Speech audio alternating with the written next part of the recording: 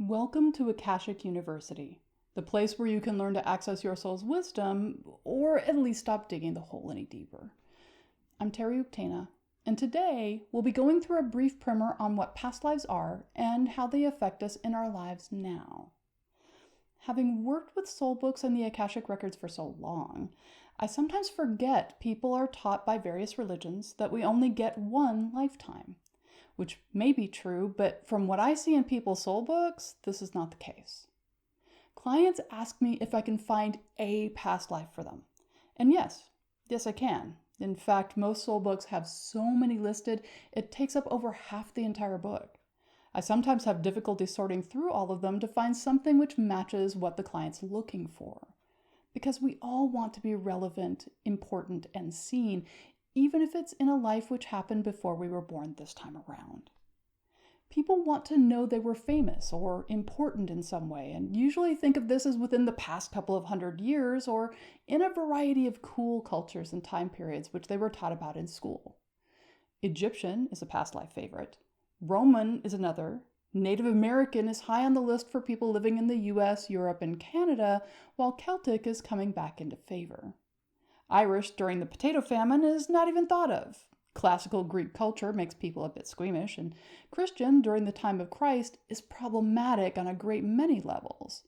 Most Christians didn't know or experience Jesus directly and yet lived lives of fear due to persecution, both from the majority culture and Judaism. And those who lived strikingly famous lives tended to suffer the most. Martyrdom is great in theory, but not as fun to relive through a past life. What I find interesting about people's past lives are not the individual lives, the most of which are mundane from a famous person standpoint, but the themes or lessons or methodology that appear when they're viewed together. In reading people's soul books, what I see in some people is they choose to embody as male when doing research or working on a project, such as being an explorer or a scientist, a merchant who travels. They live solitary lives this way over and over, not to learn a lesson, but to learn more about how the world works and how humans work within it, like PhD research.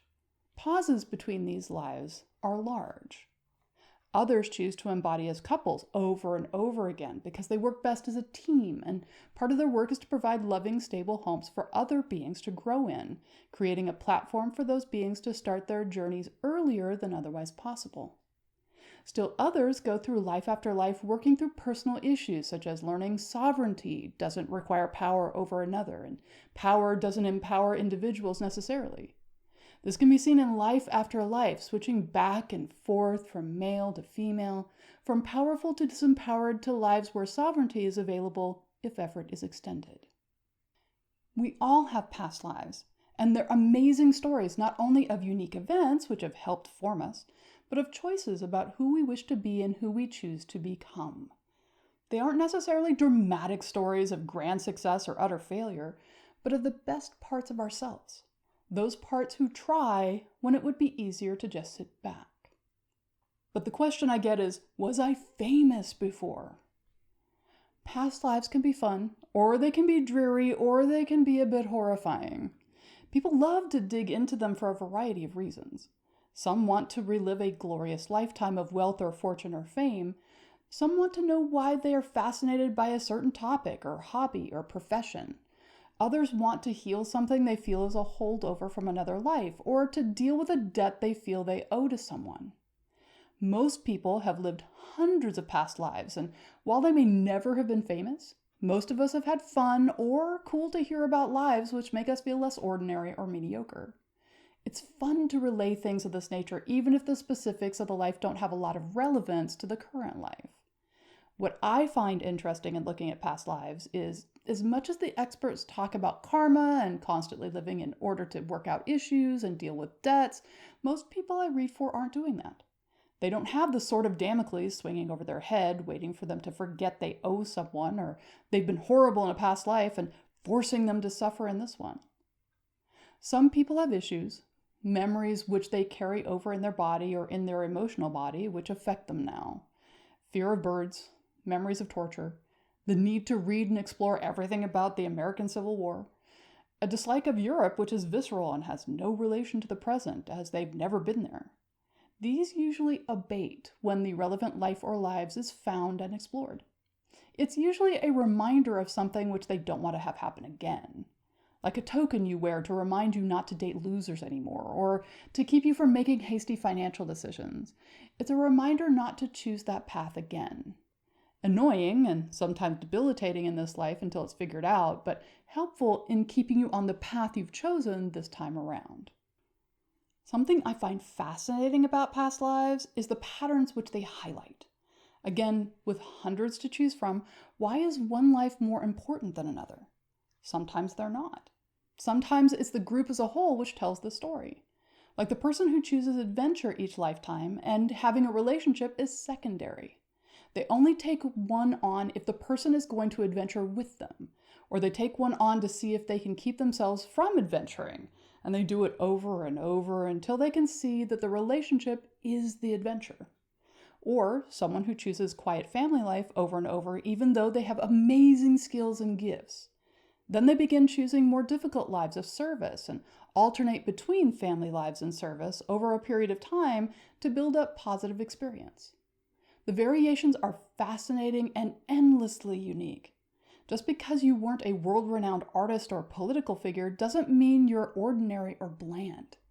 Your past is a rich tapestry which has helped you develop into the being you are today. Just don't get sidelined trying to relive the past. It's the now which is most important. You can always look back, but you only have one chance at this now. And it helps to remember what's past is prologue. Just like personal past or history or baggage, however you want to look at it, past lives inform our current existence. We are what we have been and only have what we have created to work with in this life. So, to a certain extent, remembering where we've been, what we've done, what's happened to us, and what we learned from it is a very good thing. If you stubbed your toe on that concrete step once, you're less likely to do it again. And you'll look at all steps just a little more cautiously and step a little bit higher until exhaustion, sleep deprivation, distraction, or partying causes your attention to go elsewhere. And there's another lesson learned, right? If we didn't learn these lessons from experience or didn't remember them, we'd just keep stubbing our toes over and over again because our behavior wouldn't change and the physics of our bodies and the step wouldn't change either. We'd be toe-stubbing fools, shocked each time it happened, and then go right on to do it all over again.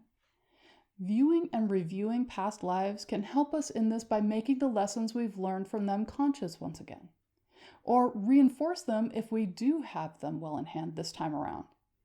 They remind us of circumstances, of choices, of scenarios, and how they played out so we can do things differently or even better this time around. And it's always nice to know why you feel or do or like or choose certain things. Know thyself is not just a rule to live by, it's a great gift which can help so much in this crazy thing we call life.